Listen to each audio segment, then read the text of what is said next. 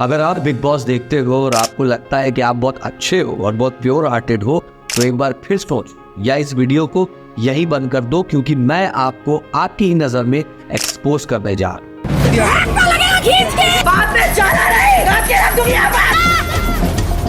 अगर आप या आपके परिवार में कोई भी बिग बॉस देखता है तो उसको फौरन रोक दो, क्योंकि बिग बॉस देखना आपके लिए खतरनाक साबित हो सकता है। दोस्तों, Bigg Boss as a concept 1949 में पहली बार इंट्रोड्यूस हुआ था, जब एक बुक लिखी गई थी जिसका नाम था 1984। जॉर्ज ऑरवेल नाम के एक राइटर थे जिन्होंने ये किताब लिखी थी। इस किताब में एक ऐसी डिक्टेटर सरकार के बारे में बात हुई है कि जिसको अनजान व्यक्ति लीड कर रहा था, जिसको बिग ब्रदर बोला जाता, और जगह जगह पोस्टर लगाए जाते थे कि big brother is watching you. फिर 1999 में नीदरलैंड में एक शो बना सेम कॉन्सेप्ट के ऊपर, जिसमें कुछ लोगों को एक घर में रखा गया कांस्टेंट सर्वेलेंस पे, और उनको एक आवाज को फॉलो करना होता था कि जो वो बोलती थी वो आवाज वो करना होता, जो कि उस जमाने का एक बहुत बड़ा हिट साबित।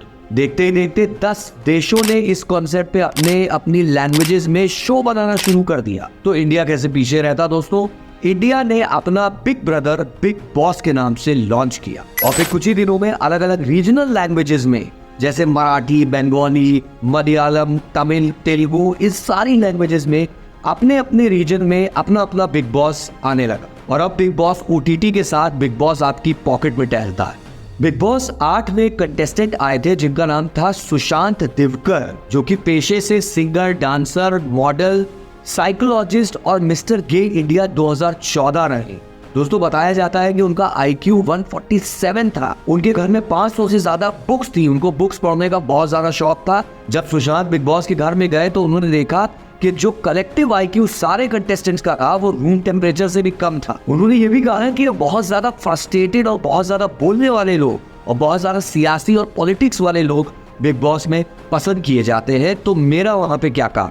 इसी तरह से बिग बॉस 13 के कंटेस्टेंट खेसारी यादव ने भी यही बात कही। उनका कहना यह था कि बिग बॉस के घर में सब लोग शैतान हैं, मतलब शैतानी हरकतें करते हैं, और दिमाग पे इतना खराब असर हुआ था उनके, काफी दिनों तक वो डिप्रेशन में रहे। वहां से आने के बाद वहां मैं शैतानों के बीच में था।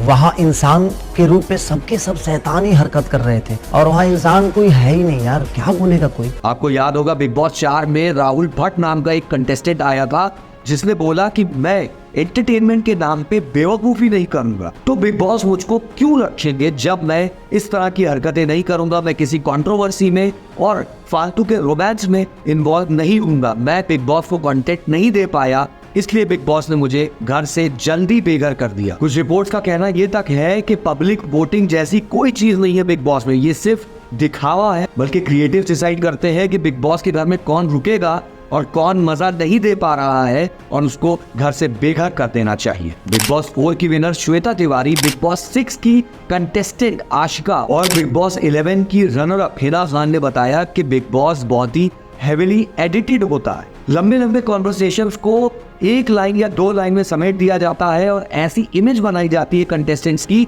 कि वो चालबाज और खराब दिखे, बुरे दिखे। 24 घंटे का एपिसोड 60 मिनट में एडिट करके सिर्फ मसाला आप तक आता है, और उसमें बिग बॉस अपने से कहानियां गढ़ते हैं कि किस कंटेस्टेंट की कौन सी बात दिखानी है, और ऐसा लगे पब्लिक को कि कंटेस्टेंट्स के बीच में मिसअंडरस्टैंडिंग चल रही। आशिका का कहना था कि वो एक बार किसी फीमेल कंटेस्टेंट के हाथ पे बाम रब कर रही थी क्योंकि उनको एलर्जी हो गई, और बिग बॉस ने उसको एडिट करके इस तरह से पब्लिक तक पहुंचाया कि जैसे वो लेस्बियन, जिसकी वजह से बहुत ज्यादा उनको ट्रोलिंग का सामना करना।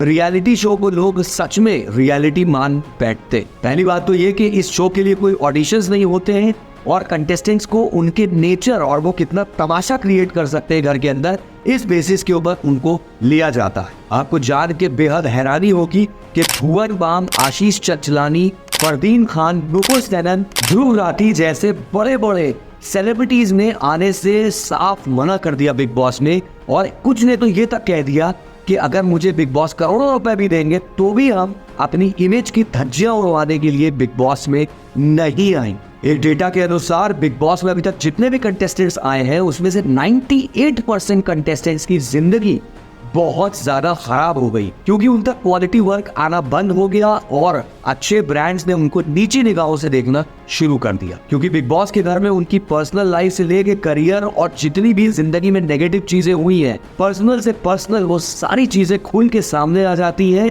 और बिग बॉस इसको और ज्यादा नेगेटिव तरीके से दिखाते हैं ताकि आपको मजा आ पाए। इसका साफ एग्जाम्पल मुनव्वर है। मुनव्वर की फैन फॉलोइंग बहुत ज्यादा पॉजिटिव तरीके से बढ़ रही थी, जो कि बिग बॉस के फॉर्मेट को हार्म कर रही थी। इस वजह से बिग बॉस ने ढूंढ के आयशा को निकाला और उनकी इमेज पे दाग लगाने की कोशिश की गई। और ये सब आपकी वजह से हो रहा है, क्योंकि आप ये सब देखना चाहते हो अपने दिमाग में दो शैतानों की वजह से। पहला है सैडिज्म, दूसरा है वॉयरिज्म। ये दो भूत बैठे हुए हैं आपके दिमाग में, इस वजह से आपको बिग बॉस जैसा शो पसंद आ रहा है। मैं आपको एक्सप्लेन करता हूं कि ये दोनों क्या चीज है। पहला है सैडिज्म। सैडिज्म का मतलब होता है दूसरों की तकलीफों और दुख में मजा ले। ये प्रथा आज से नहीं है, ये ग्लैडिएटर के जमाने से है, जब इंसानों को भूखे शेरों से लड़वा दिया जाता था और लोग भारी मात्रा में ये देखने आते थे और चिल्लाते थे खुशी से जब वो शेर इंसान को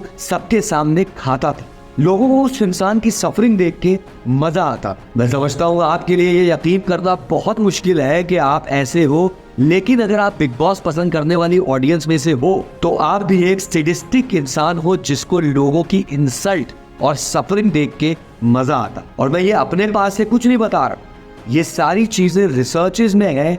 बहुत से साइकोलॉजिस्ट ने बहुत बुक्स लिखी है और उसमें सैडिज्म का जिक्र है और यह भी बोला गया है कि किस तरह से डेली डोज ऑफ सैडिज्म जो आप ले रहे हो बिग बॉस के द्वारा, वो आपका किस तरह से दिमाग डेड कर रहा है, उसके बारे में उन सारी किताबों में लिखा हुआ। इसका एक्सट्रीम वर्जन आपको साइकोपैथ किलर्स जैसे लोगों में मिलेगा, जो लोगों की सफरिंग में मजा लेते हैं। बिग बॉस में डेली बेसिस पे सैडिज्म का ठीक ठाक डोज आपको मिल जाता है, जैसे लड़ाई झगड़ा, पॉलिटिक्स, ग्रुपिज्म, एक दूसरे के लिए नफरत की भावना। वरना देखने वाली बात यह है कि बिग बॉस में है क्या, न कहानी, न नॉलेज, न साइंस की बातें, न इंस्पिरेशन। तो ये एंटरटेनमेंट बिल्ड किस चीज से रहा है? दूसरा है वॉयरिज्म, जिसका मतलब है दूसरों की प्राइवेट लाइफ में क्या चल रहा है उसको देख के जान के मजा लेने वाली फीलिंग को वॉयरिज्म कहते हैं। सीधी सी बात है, एक चीप प्लेजर लोग लेते हैं रिलेशनशिप्स और रोमांस देख के कि किसका किसके साथ चल रहा है, किसका किससे छूटा, किसका किससे लगा। वैसे बिग बॉस OTT 2 के 5 फाइनलिस्ट बचे हैं: अभिषेक, मुनव्वर, मन्नारा, अंकिता, अरुण। नहीं, मैं देखता नहीं हूँ, इस वीडियो के लिए रिसर्च कर रहा था तो मेरे सामने आ गया तो आपको बता दिया मैं। दोस्तों, मेरी बात में थोड़ा भी पॉइंट लगाना तो इस वीडियो में कमेंट करके जरूर बता।